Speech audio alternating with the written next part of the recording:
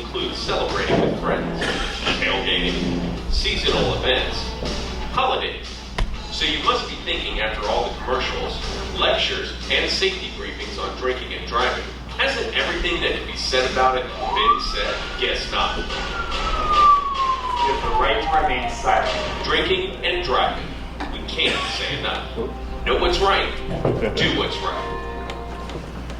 All right, we can't say enough. I can't stand up here each and every quarter, every semi-annually, and say enough about the do's and don'ts.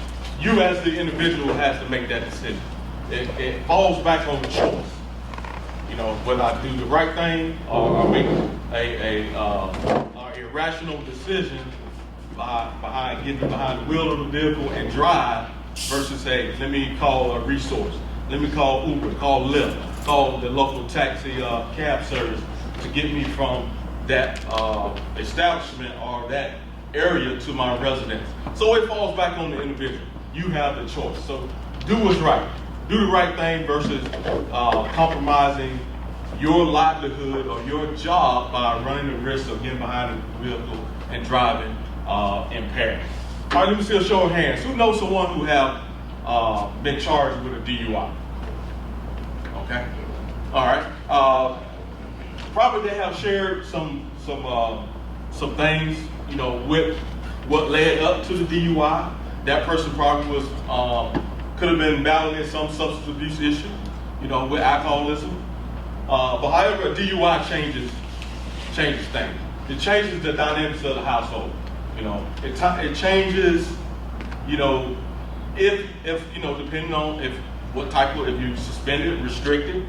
So are you able to drive? You know, do I need to rely on friends? Hey, can you pick me up and take me to work? Or my significant other, my spouse? So when I say a DUI changes things, the whole dynamic of that household, not just from a driving standpoint, from a financial standpoint. You know, now money that you could have been saving for a upcoming family outing, guess who's getting all your money? Those lawyers, or that probation officer, or, you know, now I got to sit through a class, you know, for the next 10 weeks, and that class costs on the outside between $600 and $700 that I got to pay. So those monies that are coming out of my pocket or your pocket that you could have been saving for an upcoming family trip that you've been so eager to go on, but you made a simply poor choice by getting behind the wheel of the vehicle and you end up getting cited with a DUI. That's why I say a DUI changes the dynamics of any household, All right, we're starting off with alcohol. Here's my learning objectives. We're going to talk about the effects of alcohol. We're going to pretty much say what is alcohol. Okay. Talk about the tolerance. Talk about some irresponsible drinking. Give you some tips, some resources, and so forth. Okay. When we look at alcohol, my question to you: why is alcohol the most abused drug amongst service members or civilians? Why? Anyone? Most available? Easy to get. What else? Legal. What else? Inexpensive. All right. Easy to consume.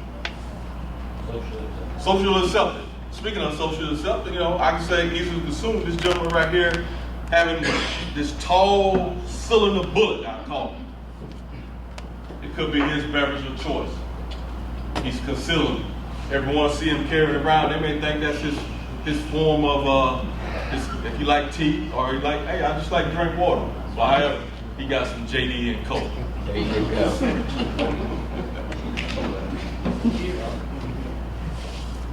All right, this is how we kind of define alcohol, how it's broken down in some of the simpler terms.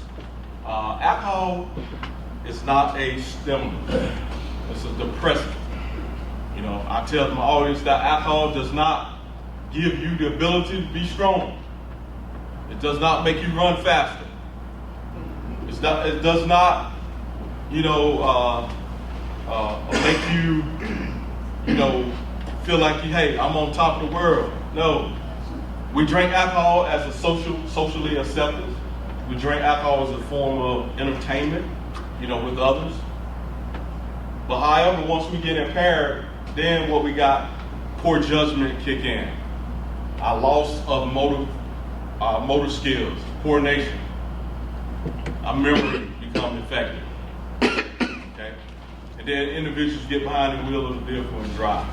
And that's what we were trying to eliminate, these occurrences from happening, because we want you to make that right choice, the correct choice. So it does not compromise your family dynamics, nor does it have an impact on your job performance. Alcohol is a gateway drug, combination with other drugs. Combination.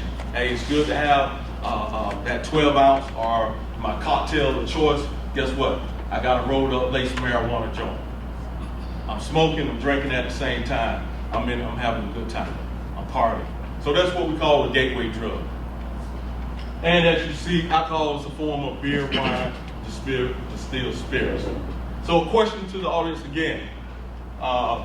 Do anyone know what is a standard drink? How do we define a standard drink?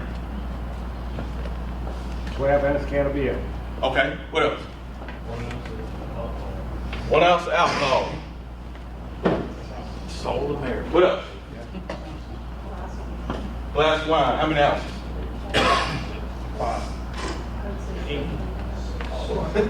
5 ounces.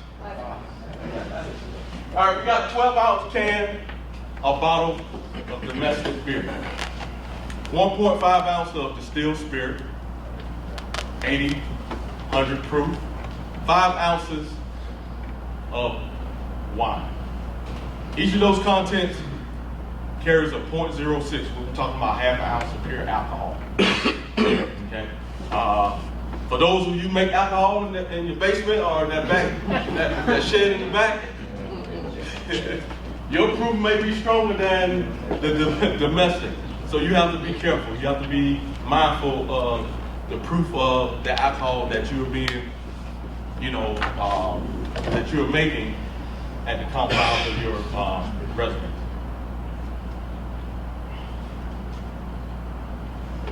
All right, so definitions. With these definitions, we kind of categorize them as high risk down to low risk. Like simple, risk assessment. We want to mitigate whatever that hazard is. If it's a medium, we're going to mitigate it down to the lowest level, low risk. Same with alcohol. Binge drinking, we consider that high risk. I want to mitigate that down, not just to a medium, but we want to mitigate it down to low. So our low risk is being responsible or being what I call a sociable, drinker. We don't want to be binge drinkers by having 4 or more drink on any given occasion, because what it can do, it can lead to not just other problems within the household, but also it can lead to increased frequency and increased quantity. So if I drink 4 or 5 on Friday, guess what? On Saturday, I may drink another 4 or 5, and then come the next week, my limits may increase. Instead I'm at 4 or 5, I may be at 6, 7. Because now what's going on is now I'm building a tolerance to the alcohol substance. So each and every time I drink, I want to get that same euphoria feeling. I'm going to drink more and more each time till I reach that feeling. So guess what? My tolerance level increases. Tolerance level increases. The 0, 1, 2, 3 formula. I call that low risk. That's something that I adopt today. I practice the 0, 1, 2, 3. The 0 stands for abstinent. Individuals that do not drink alcohol, period. Or definitely individuals under the age of 21. They fall into the 0. 1 stands for 1 drink an hour. Alternate your drinks with a non-alcoholic drink. Water, fruit punch. Because you want to stay hydrated. Because alcohol will dehydrate your body. Especially during climate months like now. It's hot. Alcohol is not your thirst quencher. It's not your, all right, let me put these electrolytes in. Bud Light doesn't do that. Okay. 2 stand for no more than 2 drinks on any given day. And then 3 stand for no more than 3 drinks on any given day, but not to exceed 14 drinks in a week.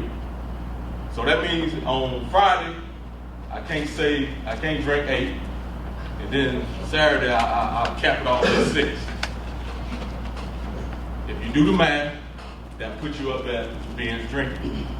That means that's high risk. We want to make those choices. Some of us may look at this and say, is that reality? Is that something I can practice? Maybe you're probably shaking your head, no, I can't.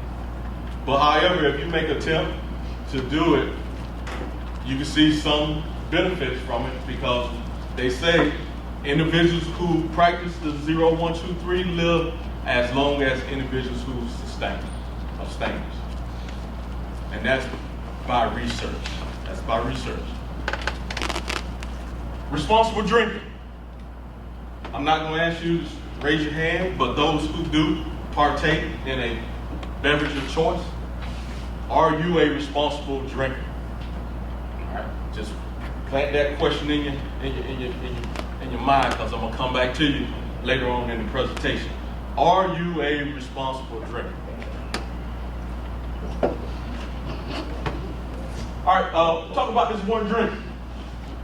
Talk about that standard drink coming in various sizes. Individuals who drink wine.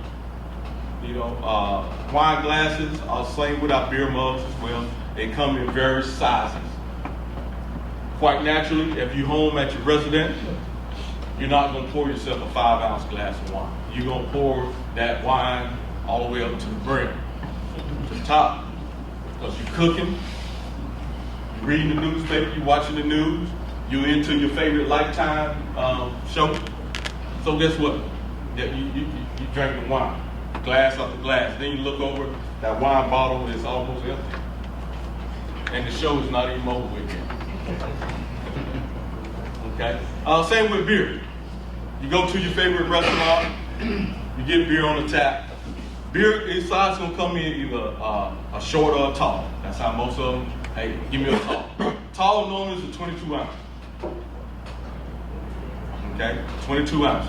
Short, 16 ounce. So is a Long Island iced tea a standard drink? No, but that's my favorite drink. I love it. I know the bartender.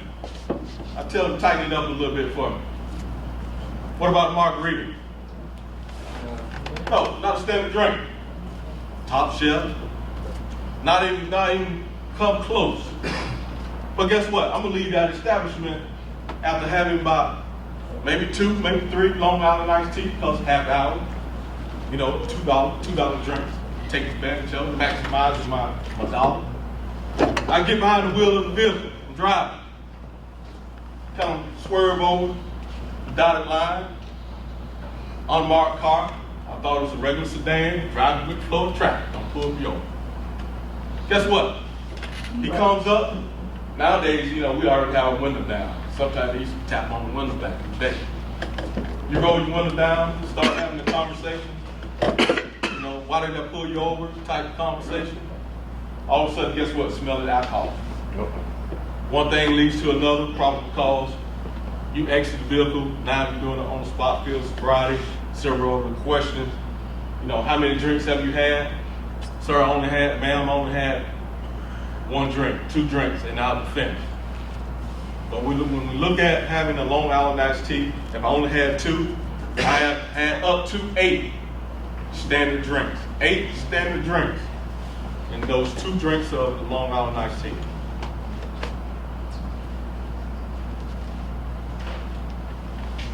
Blood alcohol content. Amount of alcohol measured into the bloodstream. So when you hear BAC or BAL, blood alcohol level, when you hear those numbers, 0.22, 0.15, 0.08, that's where that terminology comes from. Using the breathalyzer, that being calibrated, certified by that law enforcement officer, that will utilize at the time of the stop to see how much alcohol you have in your system. All of our states across the nation adhere to the 0.08 blood alcohol content or level to be cited, charged for driving while intoxicated, DWI. Also DUI, driving under the influence of a mind-altering chemical drug. Could be an antihistamine, could be a prescribed medication that cause some type of adverse effect, but however we take it as prescribed, we get behind the wheel of the vehicle. It make us sleepy, make us, our mind all over the map. So we drive, get pulled over, unmarked, pull you over. In your defense, you say, hey sir, ma'am, hey, I just took this prescribed medication. Guess what you're gonna get charged with? You're gonna get charged driving under the influence. Okay? And I tell my audience, if you have a prescribed some medication that you have to drive and it gives you an adverse effect, go back to your primary and say, hey, I have to go to work. Can you give me something less potent, but still has the same effect to treat whatever that illness is?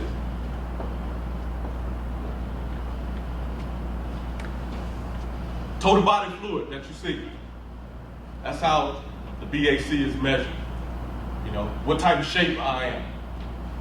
You know, am I in poor shape, good shape, young, old, depending on the age.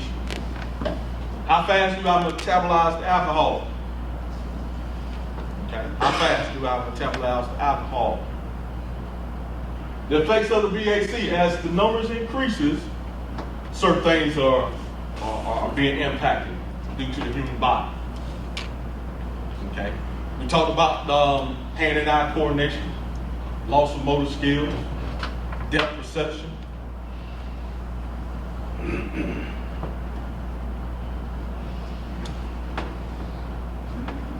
Some more effects.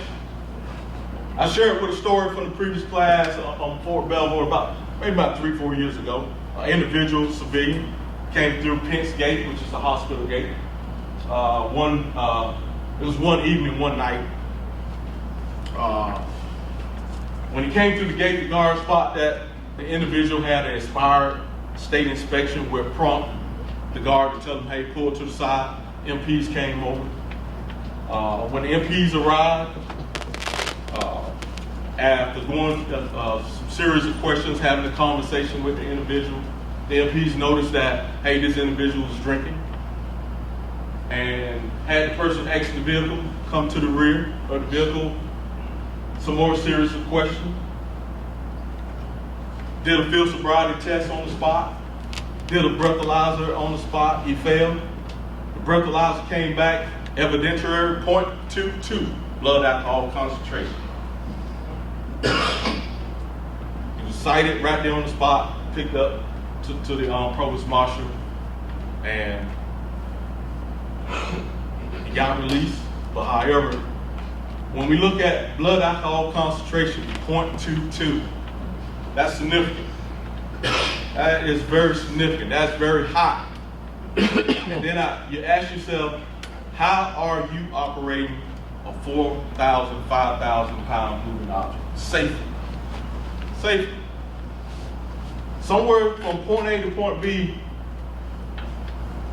he could have injured not himself, others, caused some type of property damage, could have took a life, you name it.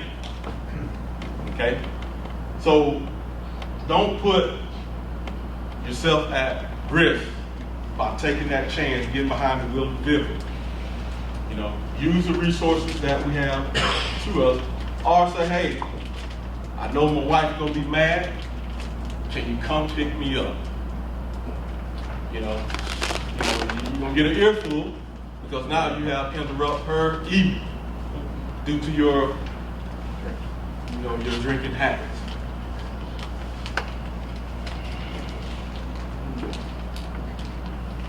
All right, here's some of the effects of the blood alcohol concentration. We talked about the metabolism. We talked about how well, what type of shape You know, if I'm in poor shape, guess what? Alcohol will stick around. If I'm overweight, alcohol will stick around because, you know, when you do drink beer, beer has calories. Distilled spirit has calories. It packs on some unwanted piles there. Also, when we talked about the total body fluid, when we looked at age, you know, my example was when I was a young 20, 21-year-old stationed in Korea, really didn't have a drinking limit or drinking age, put it like that. You know, I was able to drink 6, 7 drinks and get up the next morning and run the hills and sweat it all out. It didn't faze me. But hey, as the older we get, now in the mid-40s, you cannot continue that same pattern. You know, because our body's just not designed to continue those drinking habits, those drinking patterns like we did when we were young.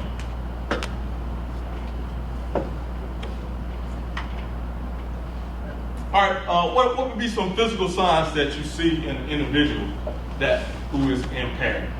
What are some physical signs that you see, immediate signs? Red eyes? What else? Slurred speech? Staggered. What else? Second? Off balance, can't walk with stomach. Okay, stumbling? What else? What else? Hold on to breath. Skin color gets dark. Okay, skin color. Hold on to breath.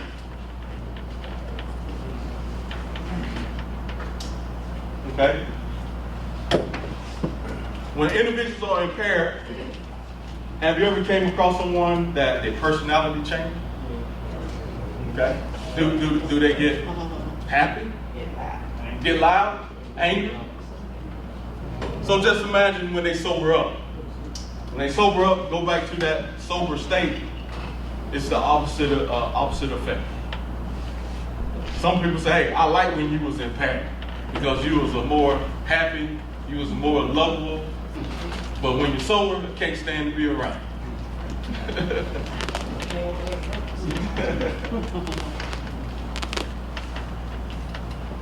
All right, tolerance. Tolerance means how we not just process, but how we react to the alcohol, the sedative effects of the alcohol. Everyone in this room have a set genetic makeup, have a set tolerance level, whether you drink or not. Okay, you know, it could be tolerance to pain, tolerance to, say, an alcohol beverage. Some have a low tolerance, some may have a high. And the individuals I say that has a high tolerance, I say you are a liability to others because individuals will get behind the wheel of the vehicle, you will drive, because what? Because you don't show no signs of any physical impairment. Everybody else is yawning, everybody else is staggering, you know. Everybody else is, you know, that's in that social setting, say, hey, I'm gonna give the keys to Bob, give the keys to Mary. Mary can drive, she look fine. And guess what? Everyone piles in that vehicle with Mary and Bob, down the road we go. I would say you look back in the rear and see, look, people in the back, guess what? They sleep, they out, passed out. And Mary's or Bob's co-pilot over there, that person ain't no good either. So guess what? Mary and Bob all alone to get you home safe.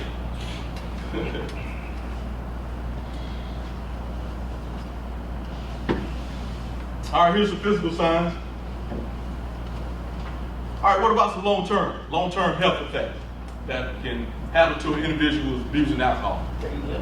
Tear your liver up. Okay, what else? Eyesight. Brain damage. Kidneys. Diabetes. Heart disease. We talked about cirrhosis, obesity. Okay. Heart disease, one of the leading causes of death amongst individuals in the United States. Not saying alcohol is a contributing factor to all diagnoses of heart disease, but however, it has somewhere in there, it has a play.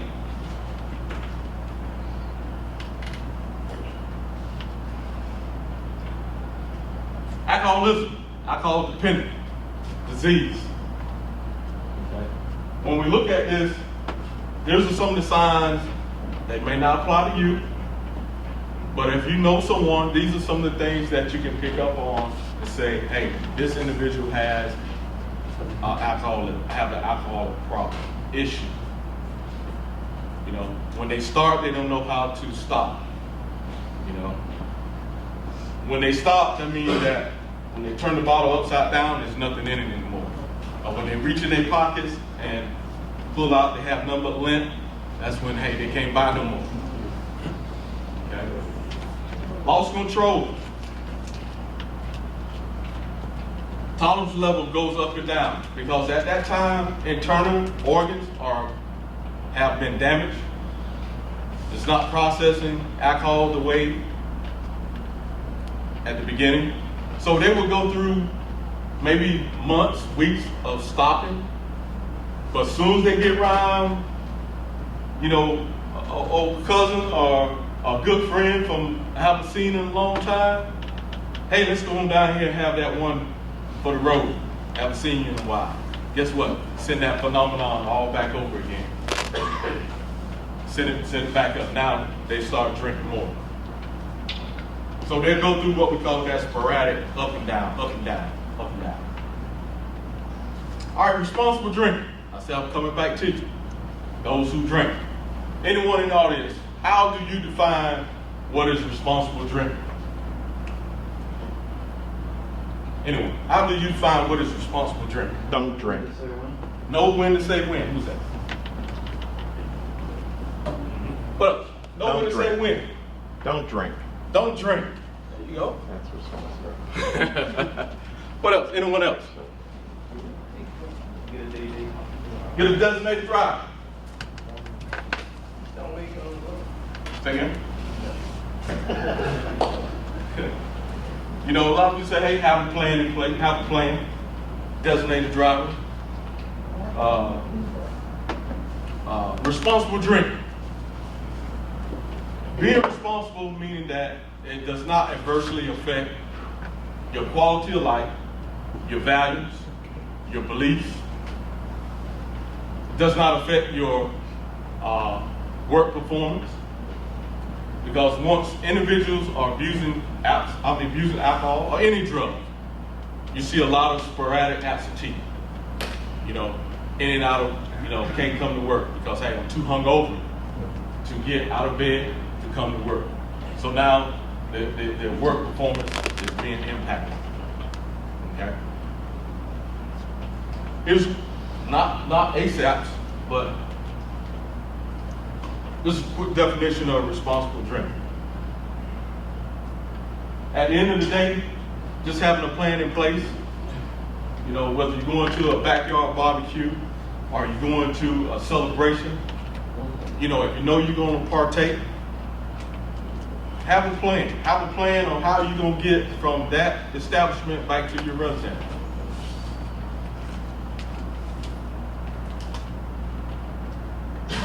All right, what are some things that happen to an individual who drink irresponsibly? End up dead. Say again? Loss of who? Life. Okay, loss of license. What else? Lost life? What else? Could kill somebody else by, could kill someone else. Can kill someone else.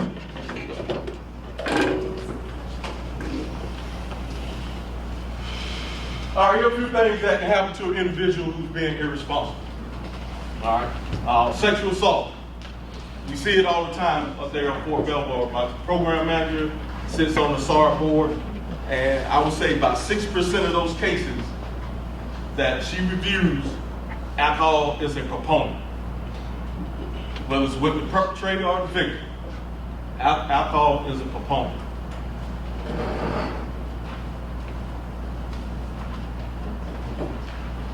All right, here's some statistics here from the National Highway Transportation Association.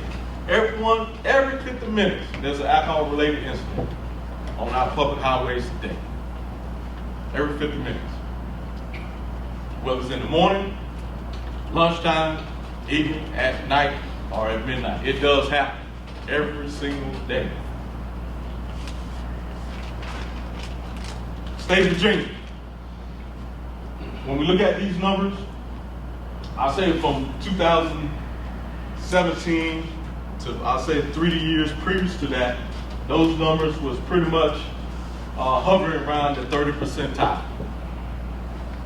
So they kind of saying with the DUI checkpoints, with a lot of education that they going around talking to high schoolers, trying to get the word out. So they've seen some decrease in their numbers. Hopefully that as years to come, which you can't catch them all, but you're hoping that we get the message out to a lot of our millennials to say, hey, have that plan. If you're gonna drink, have a designated driver, or make sure you have some plan in place to prevent these alcohol related incidents.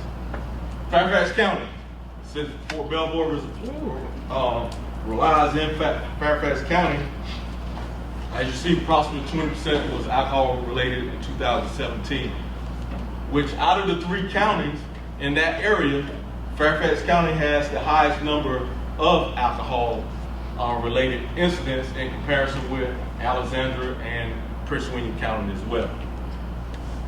So if you're ever traveling through Fairfax County, you're gonna be on your obey the speed limit because they're out there. Here's another chart. About 5% of drivers, 5% of drivers who have a blood alcohol level of 0.10 or higher account for 7% of fatal accidents between those hours of the night. I always say if you're out and about, you're driving with your family, or you're trying to get back to your residence, I'll be a defensive driver. Don't just assume that you've been traveling down this road for the last 5, 10, 15 years, you know the traffic, okay?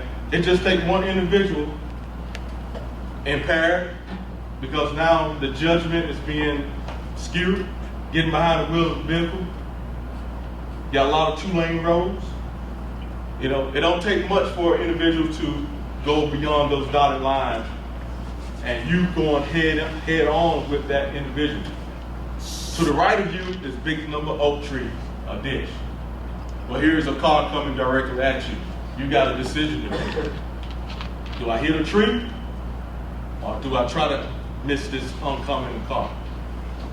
Okay. Someone want to share with you last year, December 30th, 2018, Washington Redskins game. Individual left that game impaired. He said he had up to 10 drinks throughout the game. On his way, I guess he was going home, ran into a family, mom, dad, 3 kids. Kids were under the age of 10, all 3. Mom, dad survived, 3 kids did not make it. And he just recently, I think in the month of June, just recently was sentenced due to vehicle manslaughter. Okay? It happens every day on our roads. It happens every single day.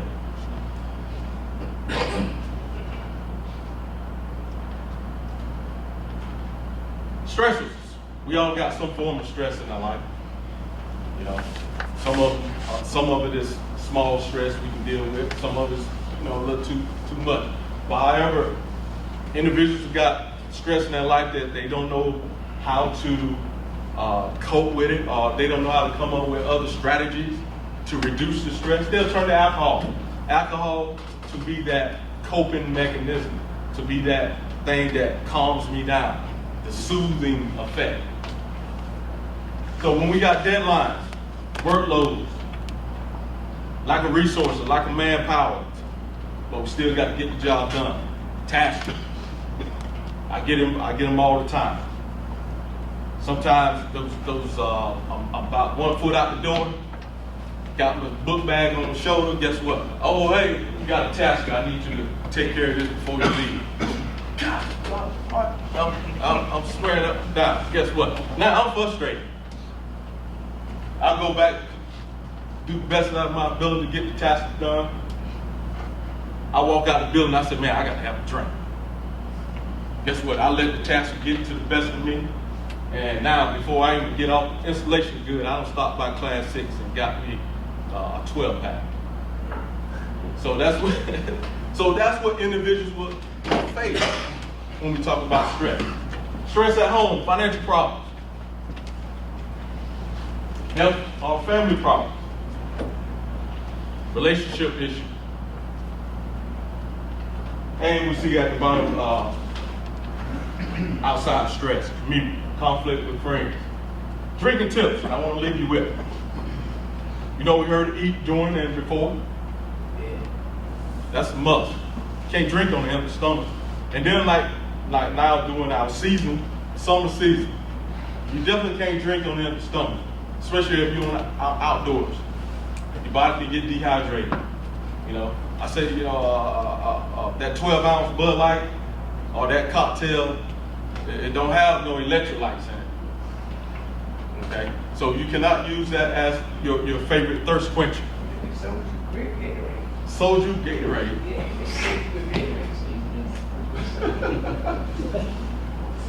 All right, if you're gonna celebrate Destinated, have that designated driver. You know, this is what we're talking about, having a plan in place.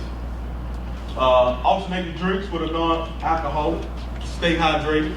If you're out, you know, outside, you know, it's hot, sunlight, you know, have that water.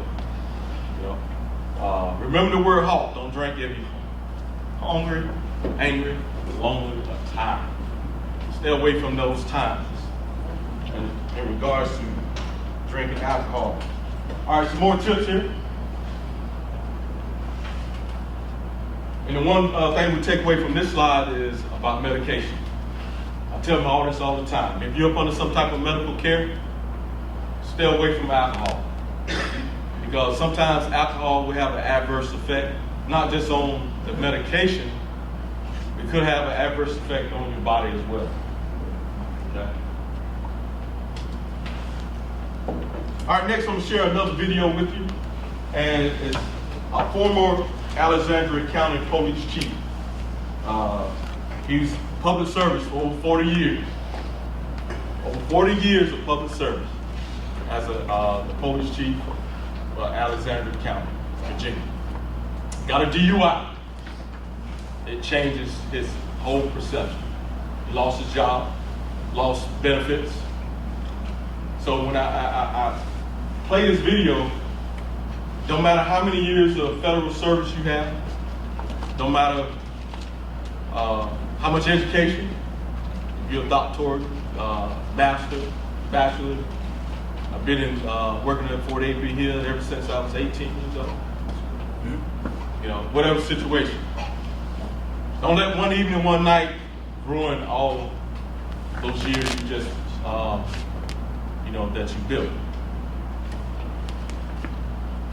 So I'm going to share this video with you here. You don't think you can get nailed for a DUI? That's what everybody thinks. But it can happen to anyone, even a police chief. I felt wrong. I was frightened. I was embarrassed, humiliated. I was disgusted. I suppose every negative emotion that a human being can have, I had.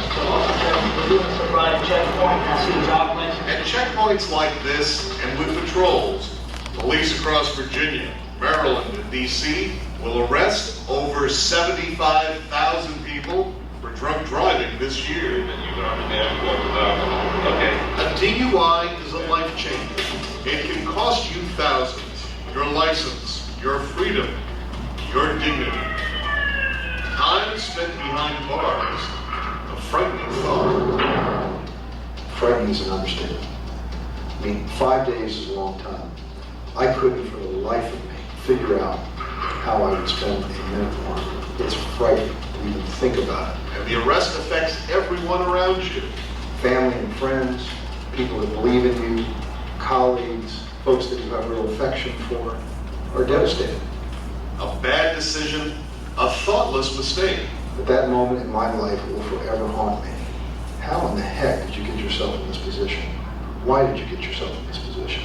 The consequences stay with you, some for a lifetime. This is one of the more serious things you can do, or mistakes you can make. And the other thing is that it doesn't go away. Unemployment, prison, loved ones forever disappointed, and all of this totally avoidable. I was the chief of police, but it doesn't matter. It doesn't matter. For 40 years, went down the tubes in one night, one incident. And I lost everything. It can happen to Police Chief David Baker. It can happen to you. I was the chief of police. Are you going to risk everything by drinking and driving? Are you going to kill someone tonight?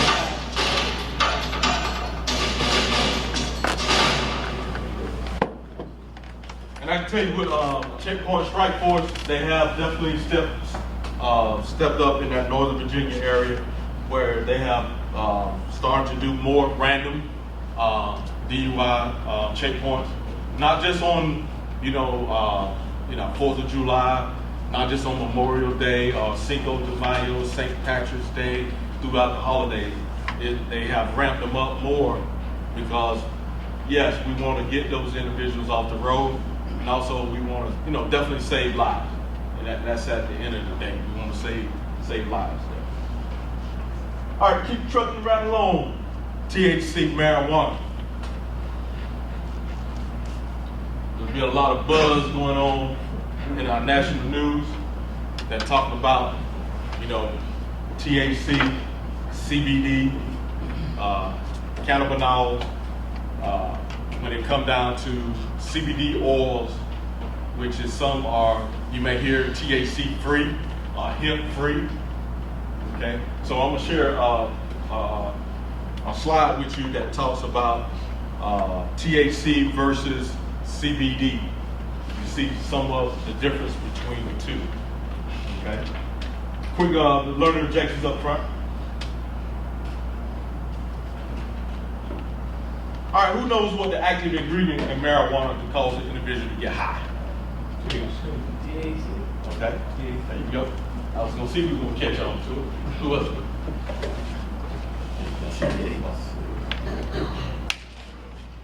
THC.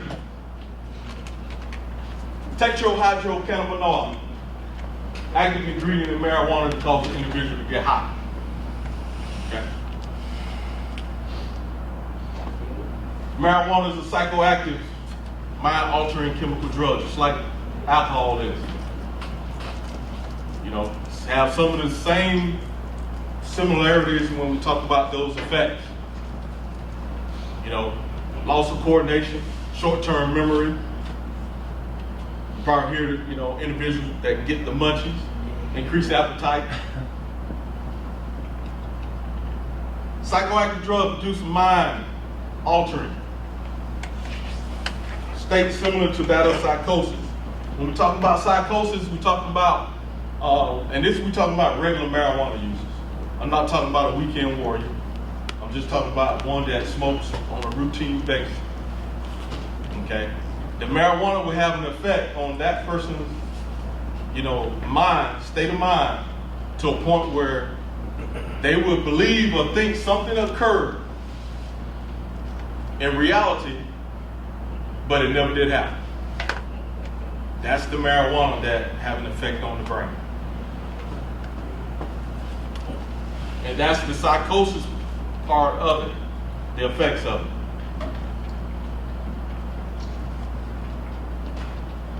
And looking at those photos right there, those are just two pictures of marijuana in its growth.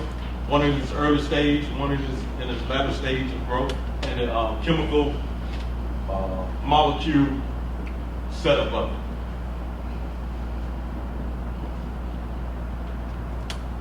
Marijuana, THC, active ingredient. psychological, gateway drugs, just like when I mentioned with alcohol.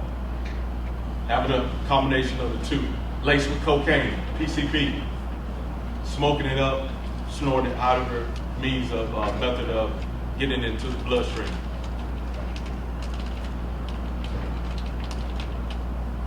All right, types of marijuana. We know the distinct smell in marijuana when you smell it, in comparison with someone just lit up a cigarette. You know, marijuana comes when it's cut down into fine particles. It looks just like what we call some of our seasonings that we have in our counter. Oregano, parsley. Some dealers will add that into their product to stretch their product and sell to individuals. And you will never know that you smoking parsley mixed with, or you got oregano mixed with marijuana. The hash. Hashes. That block, brick right there, or the block right there. What it is the resin from a cannabis indica plant, the oily substance that is retrieved from that plant, along with other forms of marijuana, is packaged into a block form, and individuals will slice it, cut it up, in real fine, to a point where they will roll it up and smoke it. Hash oil. Hash oil will come into a vial like that, and individuals use hash oil to get a brush and wipe it on like a cigarette, let it dry, then smoke it. Now what you're doing is you're getting the THC effect from the particles or from what you just wiped on that cigarette, and that's how that individual is inhaling. That form is a much stronger form, but not a preferred method. Individuals will go through the traditional you hear about, all right, let me roll it up. Got to put the leg on it. And hey, we're gonna fire it up, we're gonna smoke, we're gonna pass it around. That's the old traditional way. That is the preferred way. Just like any other drug, it's consumed some way, but the preferred method is smoke. Some individuals will boil it, cook it, drink it. Like I say, will be mixed with other drugs as what we call a lace marijuana joint with PCP, cocaine, heroin. Heroin also come in a powder form, not just liquid. Come in a powder form. Look just like cocaine. But the individuals that you see that doing heroin, by the time especially doing the intravenous injecting, now they have burned it down to a liquid form. They're using the needle to inject it in the system. But however, heroin does come in a powder form. Same thing with we heard of fentanyl. Fentanyl also comes as white powder form. Individuals will lace a marijuana joint with fentanyl. However, it don't take but a pin drop of fentanyl to kill you. And matter of fact, this morning I was getting dressed on the news. I don't watch American Idol that much. I don't know what season she was. She was on one of the seasons. She was just part of a drug bust that had 2 pounds of fentanyl. And they reported that 2 pounds of fentanyl can kill up to 450,000 people. Fentanyl is a dangerous drug, and our American citizens are putting that stuff in their body. Some make it, some don't. Just like any other drug, you got those short-term effects. Here with marijuana, short-term effects, short-term memory loss. Having a discussion, having a conversation, 4 to 6 hours later, you don't recall even having that conversation. You don't recall going to that individual's house. You don't recall doing this at the job. Because now your memory is becoming affected. Increased appetite, you heard that, munchies. Red shot eyes, just like alcohol. Alcohol, give you red shot eyes.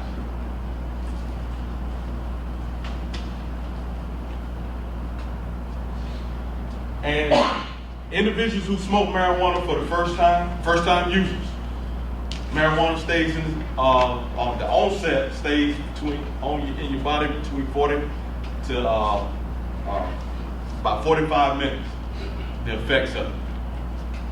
First time users can go into a cardiac arrest because now you just inhale a chemical that your body has never had before, and now your body trying to make an adjustment. What did I do? All right. Do I go into a increased heart rate, or do I go into a automatic shutdown?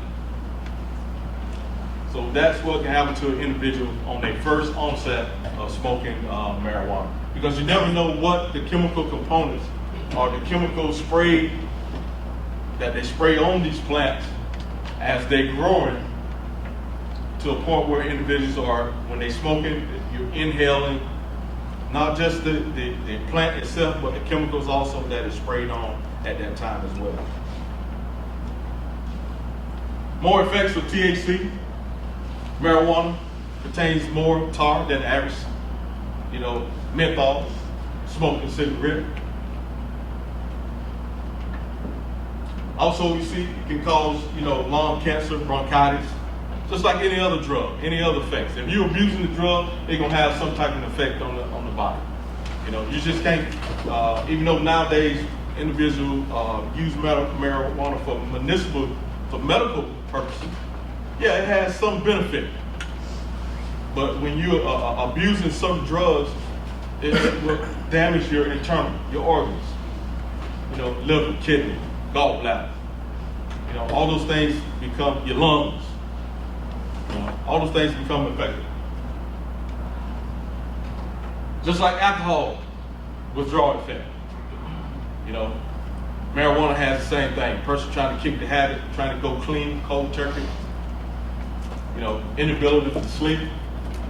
At one point I had, the munchies. I love to eat. I was eating up everything in the house. But now, since I stopped smoking, now I have lost the appetite. I'm irritable. I'm always agitated.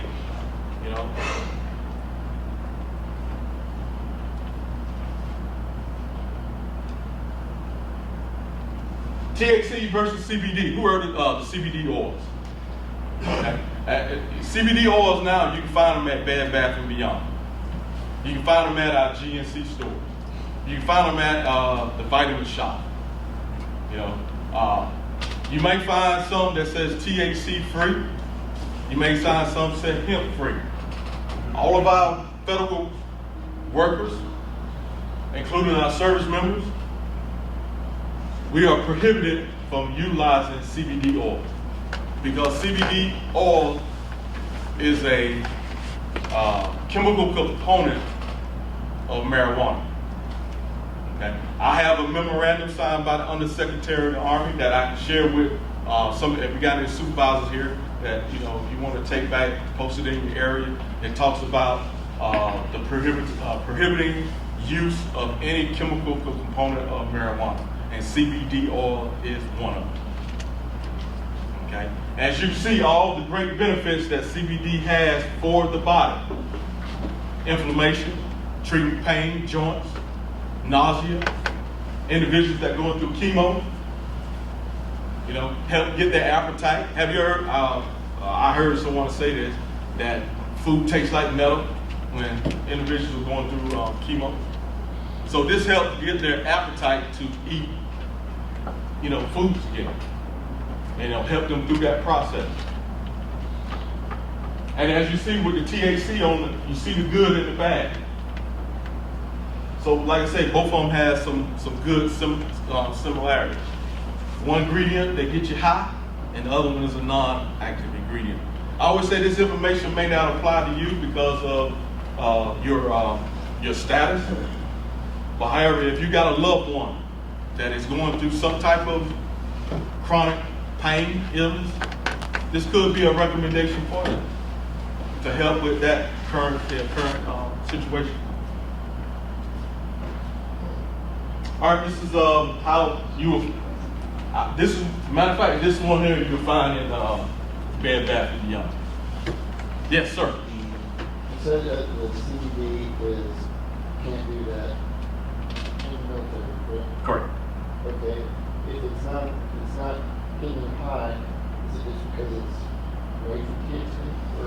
No, it's a non-active ingredient of the THC. Okay, so when they test for THC, it's positive. Yes, you will.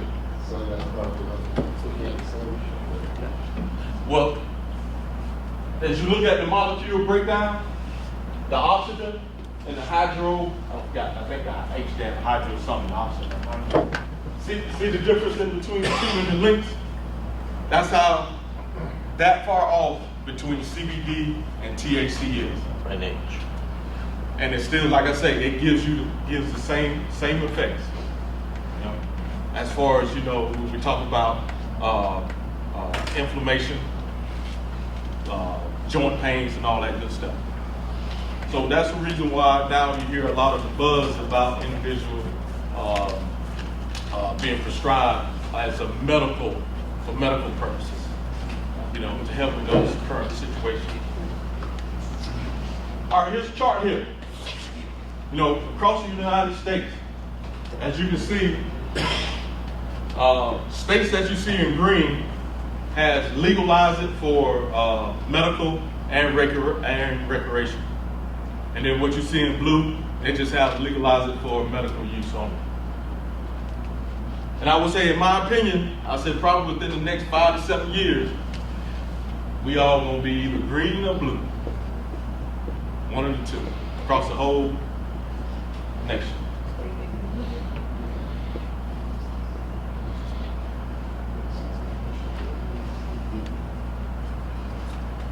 All right, just a chart that we got other classification of drugs. You're talking about from depressants, we're talking about the alcohol, THC, it's a depressant. Stimulants, just to name a few, and our designer drugs as well.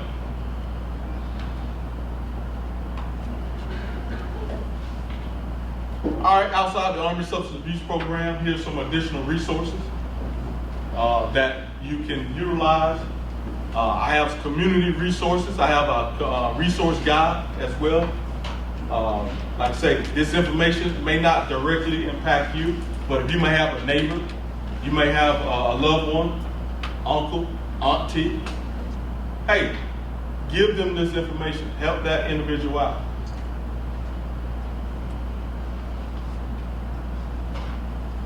ASAP got news. Like I say, Fox 5, CNN. Why can't ASAP have that news? This is another form of we putting out information that Army Substance Abuse do. Not just through Facebook, the Garrison Facebook, the Eagle, but however, in this form, I push whatever we got currently going on or whatever we got going on in the future. I try to put it out in this form.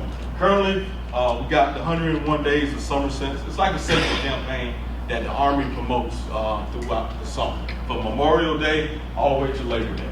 We want to thank safety.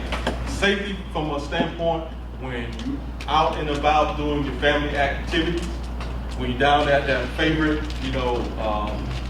water or lake where you like to fish.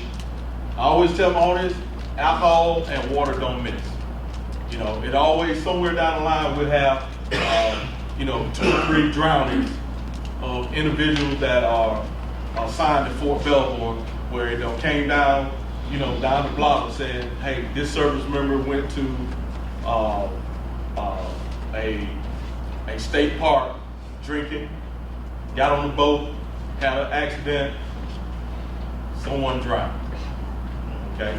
This is the time we try to, let individuals know, don't drink alcohol if you know you're going to be boating. Don't drink alcohol if you know you're going out swimming or rafting or, whatever the case may be and water is around.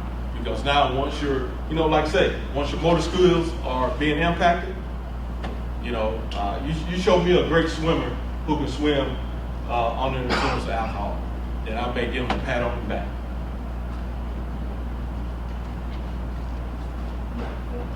All right, this is our flyer that we pushed out.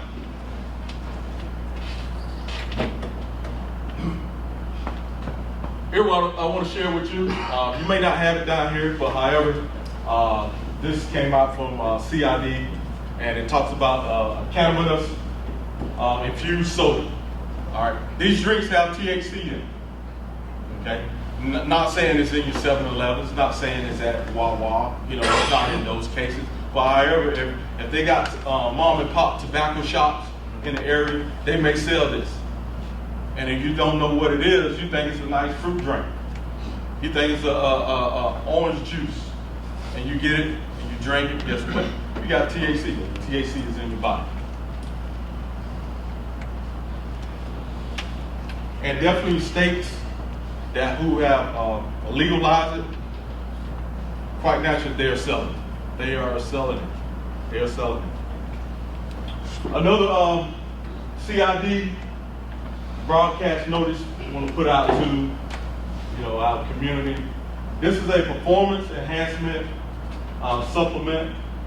It was found at one of our Air Force base, selling at the in one of the I guess they call BX or main exchange. It was on the shelves. This supplement has a steroid. Has a steroid in it.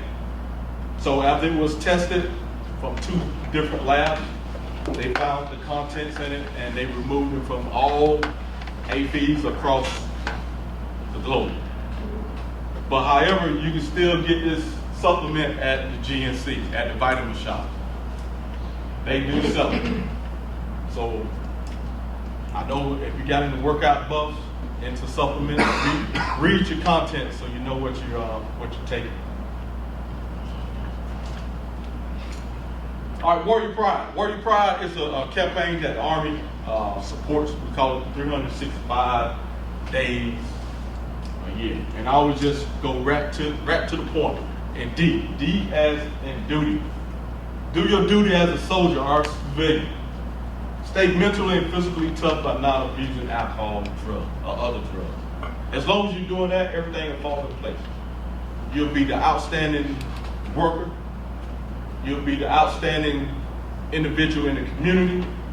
You'll be volunteer for everything. You'll be the outstanding parent, you name it. Because you're doing your duty to stay mentally and physically tough and not abusing alcohol and drugs. Any questions? Any questions? Any questions? Any questions? I need one volunteer. I need one volunteer. I need one volunteer to come walk the line I have up front.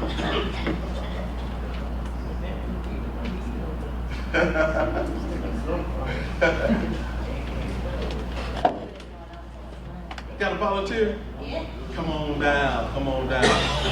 Pretty much what I kind of demonstrate my volunteer is going to demonstrate one of the field sobriety tests that individual will go through at a DUI stop. Okay? Pretty much what we're going to do, here what we call our beer goggles here. This is what I call our nighttime beer goggles, which have a 0.17 up to a 0.19 blood alcohol concentration. Okay? So the reason why I said nighttime because most of the stops are what? At night. Okay? So what's going to happen is Madeline's going to do one of the DUI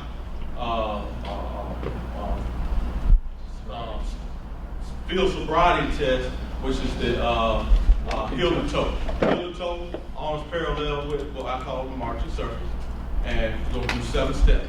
7 steps, get to the end, stop, turn around, and come back. So now you can definitely see the effects of the blood alcohol concentration on the individual as they're driving. So you understand what you got to do. I understand the task ahead of me. see the line. All right. We'll do a heel to toe. Arms will be parallel with the margin circle. All right. Here you go. Go ahead and put the goggles on. For safety reasons, I was going to stand nearby, so we don't want those head angles. All right, you begin. Arms parallel, head to toe. Yeah.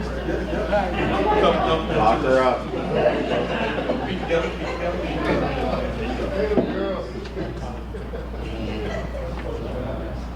I think I'd have a better time closing my eyes. I'd do the 7 steps. 7 steps. How much time you guys got? 3, 4, 5. Hey, just go get your keys upside down.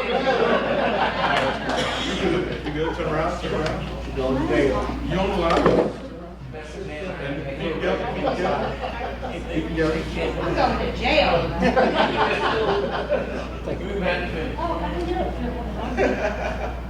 He's going to There you go. I just need a very understanding All right. There you go. Thank you. All right.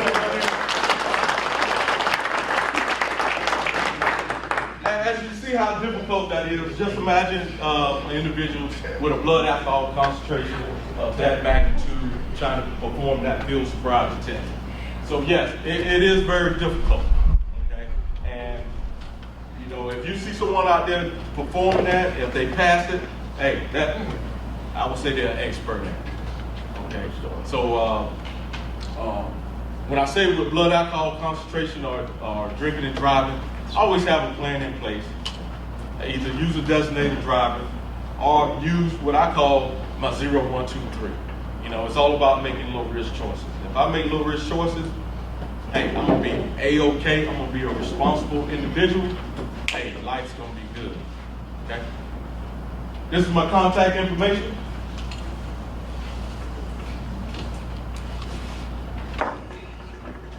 I have resources in the back of other programs within the Army Substance Abuse Program.